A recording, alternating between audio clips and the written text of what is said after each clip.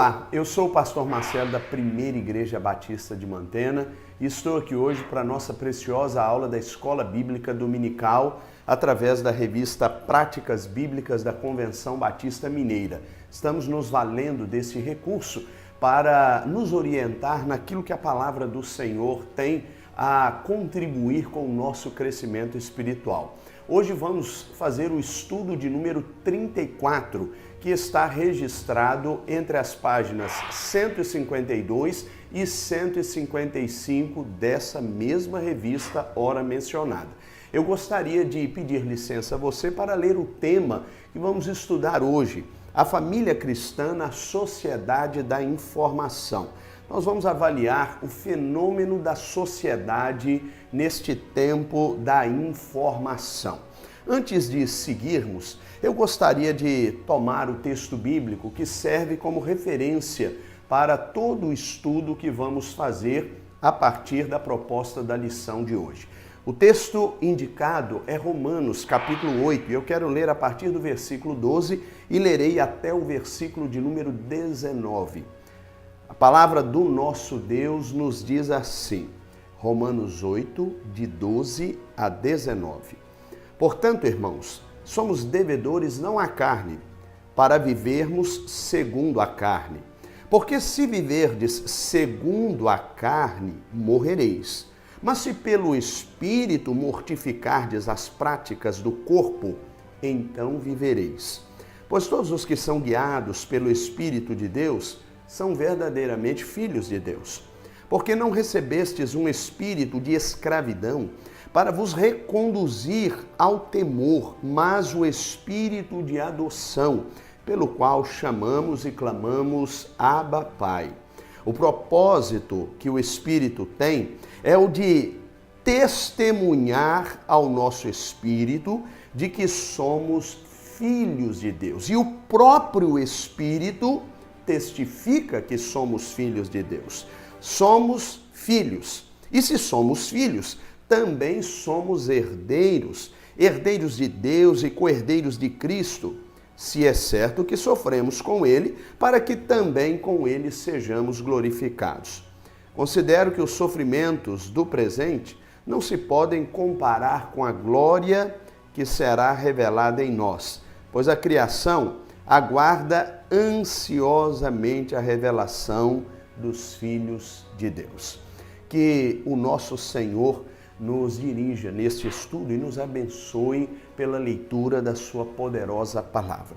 Como eu disse há pouco, nós hoje vamos conversar sobre a família cristã dentro deste contexto de informação. Eu e você já bem sabemos, vivemos uma era completamente diferente da era que vivíamos há algum tempo atrás. Para dizer a verdade, o mundo mudou e isso diz muito sobre nós. Reconhecer a era na qual estamos inseridos, reconhecer a geração da qual fazemos parte nesta era, é de fundamental importância para a nossa compreensão. E é por isso que eu quero lembrá-lo de que depois da Segunda Guerra Mundial, nós temos uma linha histórica que veio construindo relações do ser humano com a sociedade e com tudo aquilo que a tecnologia tem nos permitido experimentar. Eu posso dizer, inclusive, sem medo de errar, que o avanço tecnológico ao longo de décadas, de lá para cá, tem nos permitido experimentar modelos sociais completamente diferentes e isso se reflete, evidentemente, no nosso comportamento.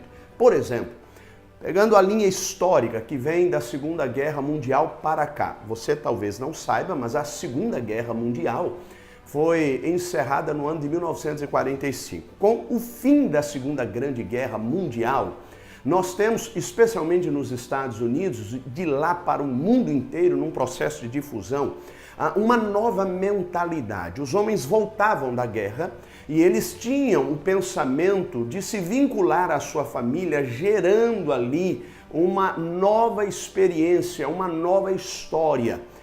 A guerra ceifou muitas vidas, muitos jovens, e era naturalmente preciso que uma nova geração nascesse. Então, nasce o que nós chamamos de uma geração denominada Baby Boomers. Esta geração É a geração que se estabeleceu numa nova dinâmica, não queria mais saber de guerras. Esta geração estava preocupada em vivenciar uma experiência conservadora de família, diga-se de passagem.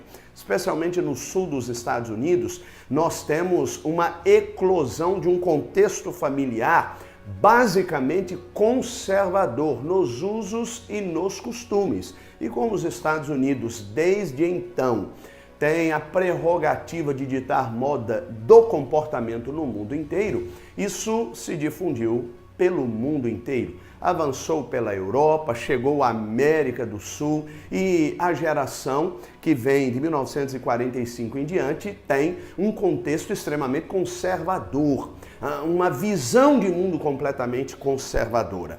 Então chegamos à década de 1960 e quando finalmente, em 1964, há uma mudança contextual, e aí agora me refiro especificamente ao contexto sociocultural no Brasil, porque a partir de 1964 o Brasil passa a experimentar uma dinâmica baseada na ditadura política.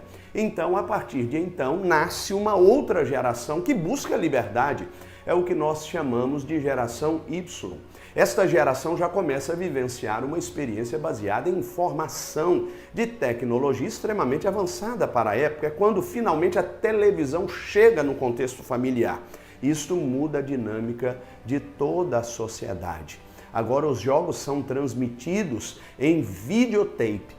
Agora as pessoas têm a oportunidade de assistir novelas e estas novelas, evidentemente, trazem para a família, para o seio da família, usos e costumes completamente diferentes daqueles que estavam acostumados, aqueles que faziam parte da geração Baby Boomers. Esta juventude rompe com uma série de valores, evidentemente, cria uma série de atritos com as autoridades, especialmente com a autoridade familiar, e essa geração tem agora uma nova dinâmica de vida. Então chegamos ao final da década de 1970 e chegamos à década de 1980. É quando surge a geração Y. Esta geração já é bem mais tecnológica do que a geração X. Esta geração já começa a perceber uma mudança completamente diferente. É a era em que começam a chegar os canais por assinatura dentro de casa. É quando também a televisão passa a ser dominada pelo mundo computadorizado. Nós temos inclusive o próprio computador residencial chegando na sociedade. E isto gera, com o meio social, uma nova dinâmica. Surgem os e-mails, o que favorecem uma comunicação mais rápida. Nós temos nesse período fax ainda, para que documentos importantes sejam enviados numa facilidade praticamente instantânea. As informações começam a chegar basicamente em tempo real. Então, esta geração Y, ela já começa a se habituar a uma nova tecnologia. Os telefones móveis, que até então eram muito caros e funcionavam numa tecnologia via satélite, agora estão funcionando no modo celular, de tal maneira que cada pessoa pode ter o seu próprio telefone celular. E é interessante que esses telefones, no início, bem grandes, né? Mas eles favoreciam ainda numa tecnologia analógica uma comunicação extraordinária. Agora era possível encontrar as pessoas onde elas estivessem, independentemente delas estarem com um telefone fixo à mão. E então chegamos em 1995, mais precisamente, ao que nós denominamos do ponto de vista sociotecnológico a geração Z. Esta é uma geração que nasce já com o advento da internet. A internet, embora já existisse desde décadas anteriores, é bom lembrar que a internet passa a ser acessível às famílias. Nesse primeiro momento, nós temos uma internet de escada, mas que vai ganhando condições de repercussão e replicação de sinal numa velocidade extraordinária, chegando inclusive ao que nós chamamos de banda larga. E é impressionante porque nesse período começam a surgir os smartphones, as smart TVs e tantos outros aparelhos que conectam as pessoas literalmente ao mundo. Esta geração Z, que vai chegando à universidade, é uma geração impressionante, porque esta geração é a primeira geração que nasce já no contexto da internet e, portanto, no contexto das redes sociais. E isto muda as relações interpessoais. E agora, de 2010 para cá, surge o que nós chamamos de geração alfa. E esta geração, evidentemente, está sendo considerada uma geração de alta desfragmentação do comportamento, porque essas crianças estão perdendo cada vez mais a atenção, se distraindo com muita facilidade. E isso naturalmente gera uma nova dinâmica para a igreja, para a educação, para a sociedade como um todo, para a família. Interessante que nós temos instituições que não se prepararam para todas essas mudanças. E isso precisa ser visto por nós. Quer ver um exemplo simples disso? Nós temos na educação formal, a escola, pelo menos em nível básico, nós temos um modelo educacional do século XIX, né? Nós temos professores do século XX e nós temos alunos do século XXI. Há 3 séculos em conflito, que não se comunicam com muita facilidade. E é por isso que nós estamos enfrentando uma série de desafios, inclusive dentro do contexto familiar. Entender estas gerações faz uma diferença extraordinária para que nós nos posicionemos e, naturalmente, busquemos estratégias para dinamizar estas relações de tal forma que elas não adoeçam, mas, pelo contrário, sejam abençoadas e bem-sucedidas. Nós estamos vivendo numa era em que as pessoas não fazem mais o que nós chamamos de vínculos, não travam mais vínculos. Elas estão mais preocupadas com conexões. As conexões hoje são bem mais importantes. Nós precisamos tomar imenso cuidado. Esta é a era das redes sociais. E isso traz para nós uma série de informações, porque as pessoas hoje, elas não estão tão preocupadas em vínculos efetivos nos seus relacionamentos, mas em conexões. Não importa se estas conexões vão me levar a 10, 20, 30, 100, talvez até 5.000 amigos, entre aspas. Veja, a superficialidade passa a tomar conta desta nova dinâmica social e isso afeta a família sem medo de errar. E é por isso que o autor desta lição já nos propõe como primeiro tópico exatamente esta ideia, superficialidade. E eu queria investir um pouco de tempo neste novo contexto, o contexto que está sendo dominado e caracterizado pelo que nós chamamos de superficialidade, especialmente nas relações interpessoais, e a família tem sofrido tremendamente com isso. Eu quero começar com uma pesquisa que é assinada por um instituto importante britânico, denominado Southern Trust. Este instituto já fez e publicou mais de 150 pesquisas pelo mundo inteiro. O seu propósito é avaliar o nível de educação, o nível de relacionamento e intensidade desses relacionamentos com as pessoas que vivem num contexto familiar para definir o padrão que a sociedade vem assumindo nos últimos tempos. E esta pesquisa foi feita com jovens que nasceram no ano de 2001. E esta pesquisa foi feita com 14.000 crianças ao longo de todos esses anos, desde 2001 até o ano de 2018, quando finalmente esta pesquisa foi publicada. E esta informação, ela é precisa, porque o que se avaliou, o que se percebeu ao longo de todos esses anos com essas 14.000 crianças, é que elas, infelizmente, tendem a não desenvolver apego seguro, porque elas não têm vínculos com os seus pais. 40% são os dados indicados por esta pesquisa assinada pelo Instituto Southern Trust. 40% dos jovens, segundo esta pesquisa, nos Estados Unidos, porque embora o Instituto seja britânico, como disse e repito, eles fazem pesquisas pelo mundo inteiro e concentraram esta pesquisa nos Estados Unidos. Eles perceberam que 40% não tem vínculo com o seu pai, com a sua mãe. Vínculo emocional com os seus pais. E isso traz um prejuízo enorme, porque, como disse e repito, quando nós pensamos em vínculos emocionais, nós pensamos em apego seguro. Pastor, o que significa o apego seguro do ponto de vista comportamental, do ponto de vista da psicologia? Eu explico.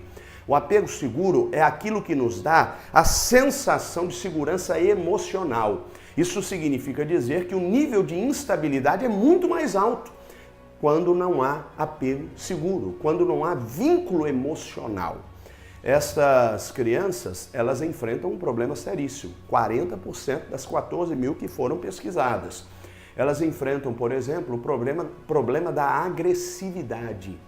Quando nós não temos vínculos emocionais bem definidos, nós temos problemas sérios de agressividade. Nós encontramos no mundo sempre inimigos. Nós vemos o mundo como inimigo. E esse é um problema sério. Além da agressividade, nós temos também uma série de outros prejuízos, como alguns que eu quero mencionar aqui a você. Por exemplo, nós temos uma personalidade desafiadora sendo identificada no comportamento onde não há apego seguro. Então, as pessoas que são desvinculadas emocionalmente de seus pais, que não tiveram esses vínculos travados, estas pessoas normalmente têm uma personalidade desafiadora, tendendo à rebeldia. Não necessariamente a uma mudança de hábito, mas uma rebeldia sem sentido. Além disso, elas não assumem compromisso e não sustentam os seus compromissos com facilidade.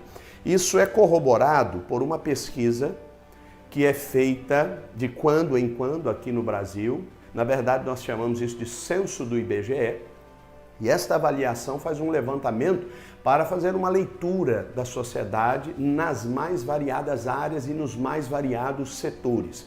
E o IBGE deu contas, na última publicação de seus dados, que 40% dos jovens que entram na universidade, estou falando agora do Brasil, 40% destes jovens, e isso não é coincidência, porque a pesquisa do Instituto Southern Trust já apontava essa realidade, 40% dos jovens brasileiros que ingressam na universidade trocam de curso no primeiro ano.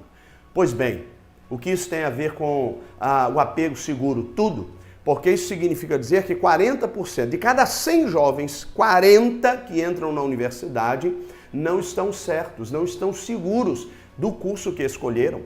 O que demonstra uma extrema vulnerabilidade emocional. Esses jovens são literalmente instáveis.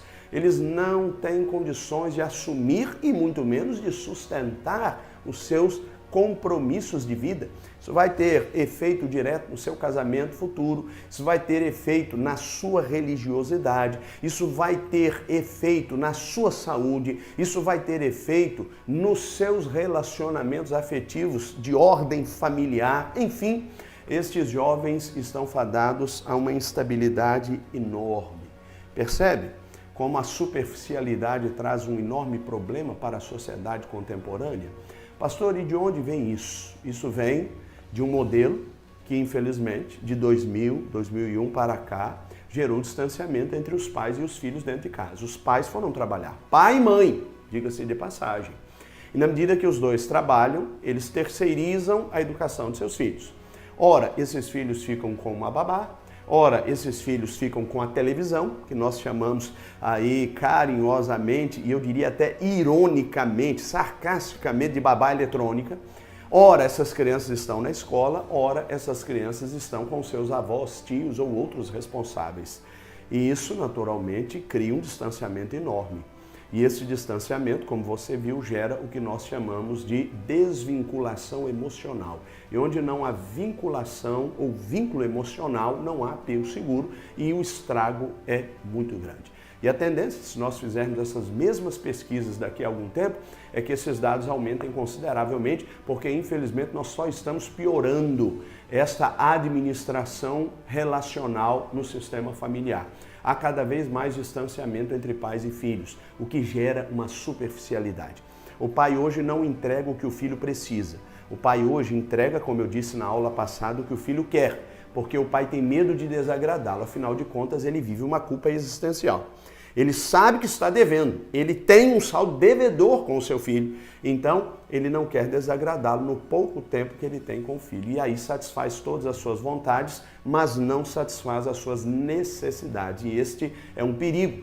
Eu gosto sempre de dizer, isso é como um tiro no pé, um prejuízo e uma morte anunciada, um drama anunciado que vai se concretizar mais cedo ou mais tarde. E eu espero que isso não aconteça na sua casa.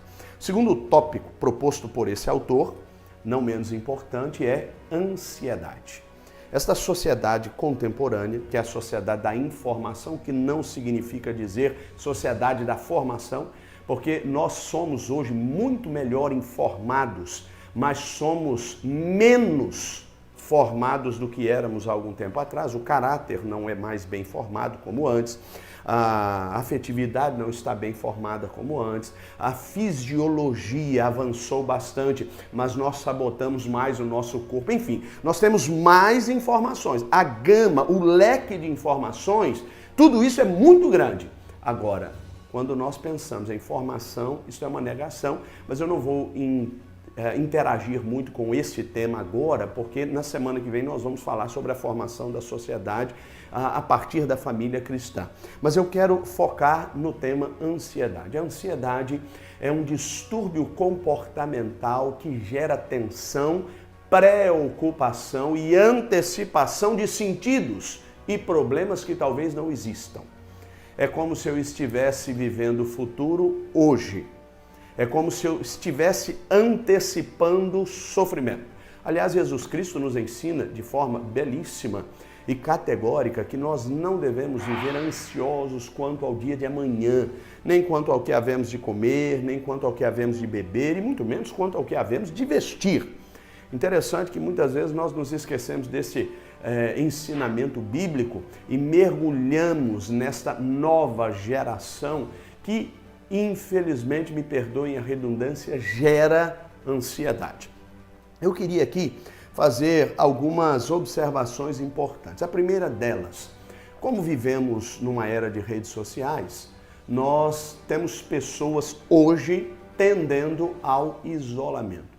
A maneira como o mundo está organizado gera isolamento. Eu não estou falando um isolamento forçado, por conta de uma pandemia, por exemplo, como esta que estamos vivendo nesses últimos tempos. Agora nem tanto mais, mas estávamos até bem pouco tempo atrás, basicamente isolados do mundo. O que eu quero dizer aqui é que eu e você tendemos hoje a um isolamento. Por quê? Porque nós temos uma necessidade de aprovação.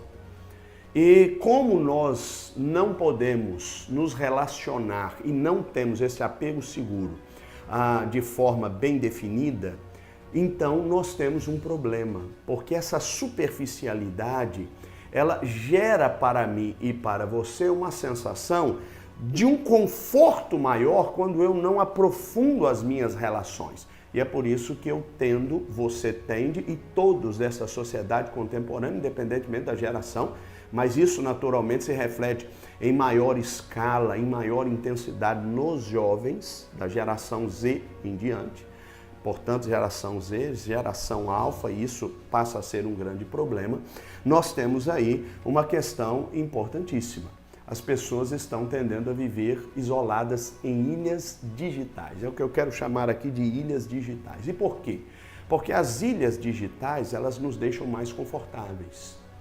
Eu, num smartphone, eu navego pelo mundo inteiro e nesse smartphone eu me relaciono com o mundo inteiro, sem necessariamente me aprofundar nesses relacionamentos. Eu posso conversar com alguém que eu nem conheço e ter com esta pessoa um relacionamento sem que eu nunca tenha visto presencialmente, apenas virtualmente. E isso, naturalmente, é mais confortável.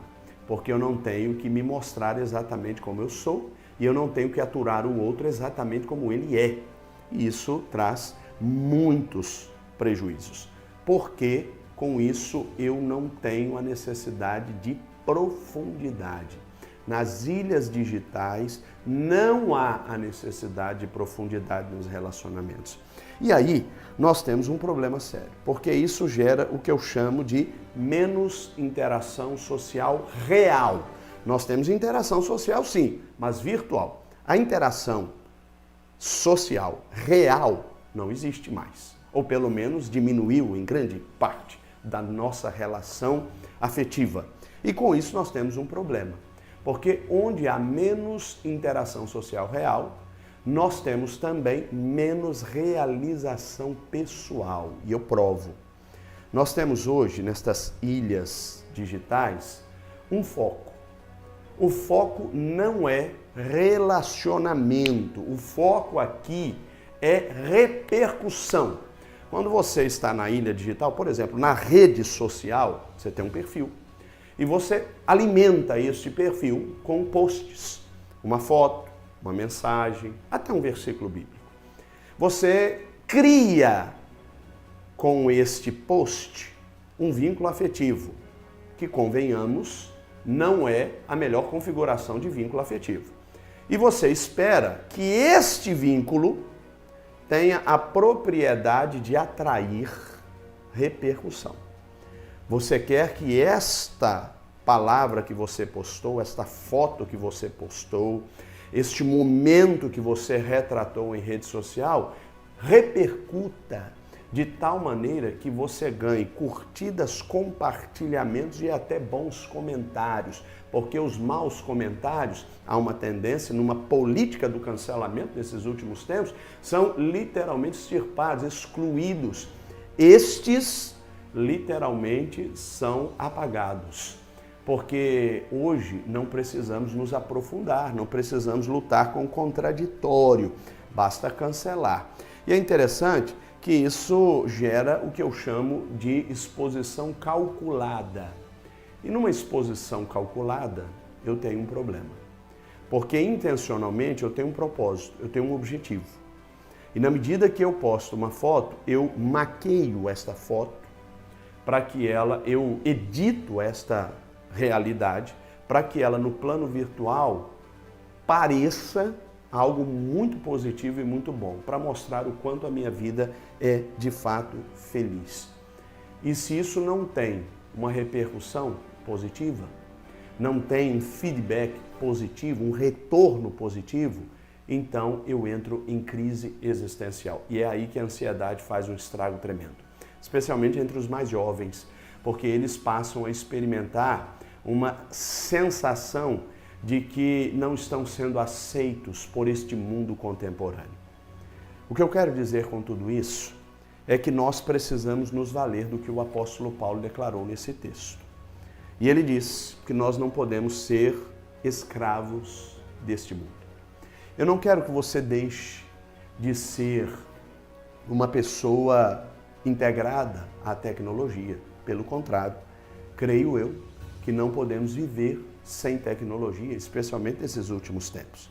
Mas eu espero que você dê as cartas, em outras palavras, que você não seja escravo desta era da informação, mas que, pelo contrário, você tenha o poder de transformá-lo pela renovação do seu entendimento, que vem pelo poder da poderosa palavra de Deus. Se você conseguir fazer isso, você poderá transitar neste meio, sem necessariamente ser deste meio. E é bom lembrar, nós não somos deste mundo. Nós estamos em direção à terra prometida espiritual, celestial. Então trabalhe por isso. Trabalhe dentro de sua casa, não por aquilo que tenha valor etéreo, passageiro, mas por aquilo que tenha valor eterno. E você abençoará a sua família. Não abra mão de fazer o culto doméstico. Não abra mão de orar com a sua casa. Não abra mão de orientar a sua família. E mais, não abra mão dos vínculos afetivos, os vínculos emocionais, para que os seus tenham a possibilidade de ganhar segurança emocional para enfrentar esta selva tecnológica na qual eu e você estamos inseridos, embora não devamos fazer parte dela. Amém? Que Deus abençoe a sua história. Tenhamos todos um estudo dirigido pelo Espírito Santo de Deus e que Ele aplique à sua vida aquilo que Deus falou conosco neste vídeo. Obrigado pela sua atenção.